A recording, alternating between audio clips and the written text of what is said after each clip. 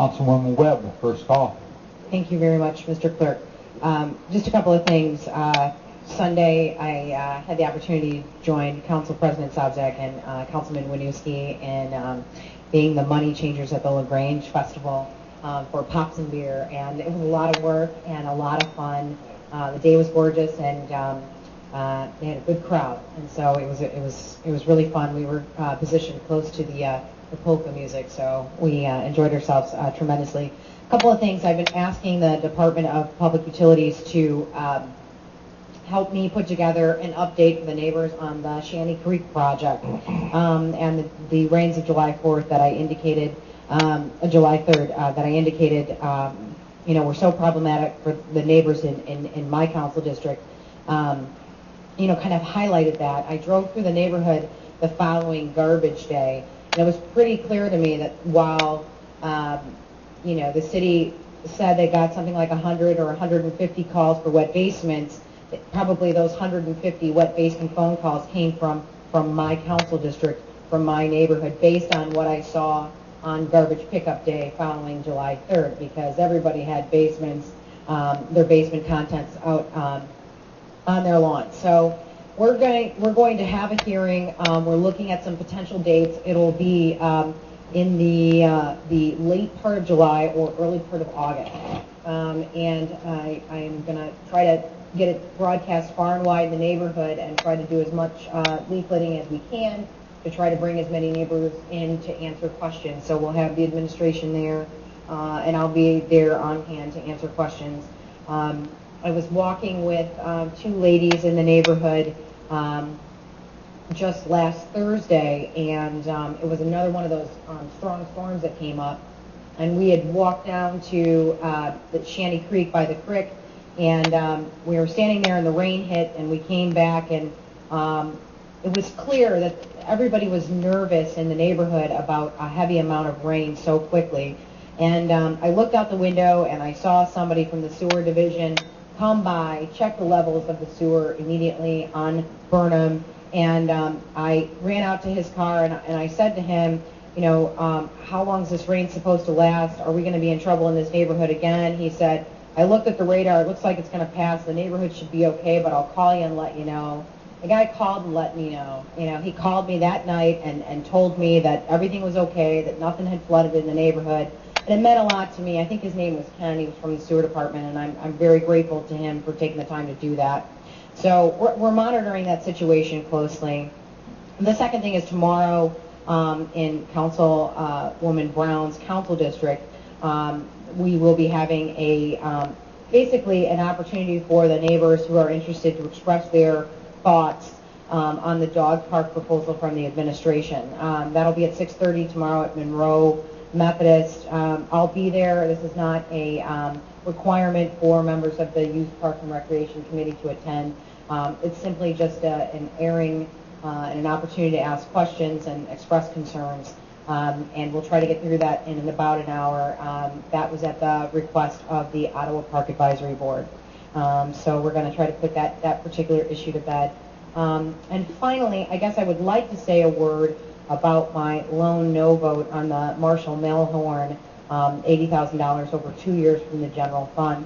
And I guess my vote stems in large part from my dissatisfaction with the way the legal department has been grossly understaffed, in my opinion. And there has been some of the most contentious fights that we've had on City Council have been over whether or not to get outside legal advice, or is this legal advice the only legal advice we need?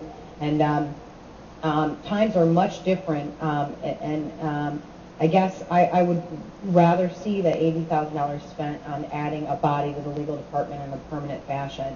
So my vote was not against Marshall Melhorn, and is not against the fact that I appreciate the fact that these labor negotiations are very serious for the city and will have long-term consequences on both sides, both labor and management. But I'm not sure that locking up $80,000 over 2 years on the general fund, if it wouldn't in fact be wiser to just hire another attorney who has labor experience. And so that was my position. And that is why I voted no. That's all I have. Thank you, Mr. Clerk. Councilman Ashford, first call. Thank you, Mr. Clerk. First of all, I just want to share with the audience who's watching this evening towards the end, and to my colleagues, there is a program, there's an ordinance in place to assist those families who've had flooding problems. And back in 2005, the City Council then increased that ordinance from $500 to $2,000 per household, and it's called a flooding basement remediation program. And for more information, you could probably call. You have a number, Tom? You can have folks call.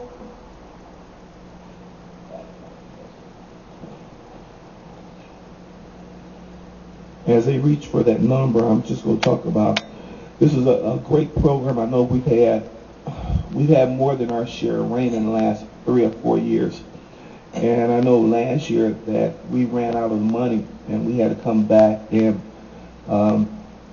reintroduce or make a change in the ordinance to add more money for it. Do you have a number, Tom?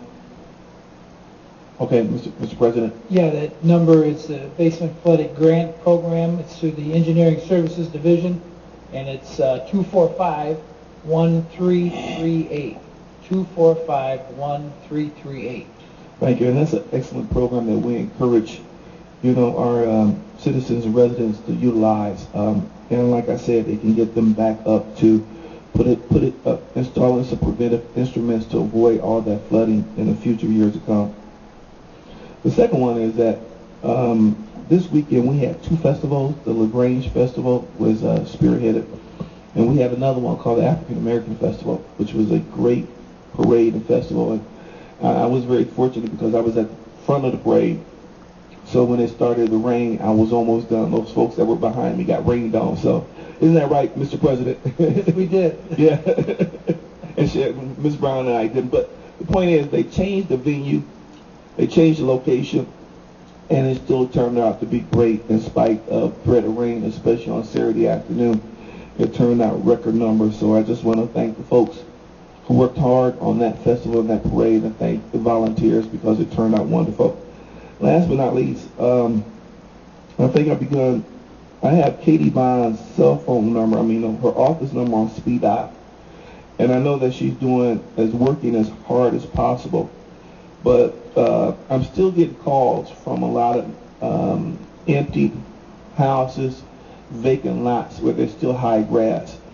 And if the city crews are way behind, I ask that they call me here at 245-1050, 245-1050, and let me know, because those neighbors are calling almost on a daily basis. I can tell them. So when I call in, I get no response from the administration on when and where it's going to be cut. So 2.5 weeks down the road, they're calling their concerns. So if you're behind because of the rain, we understand that, but let me know, Tom Cromer. Thank you.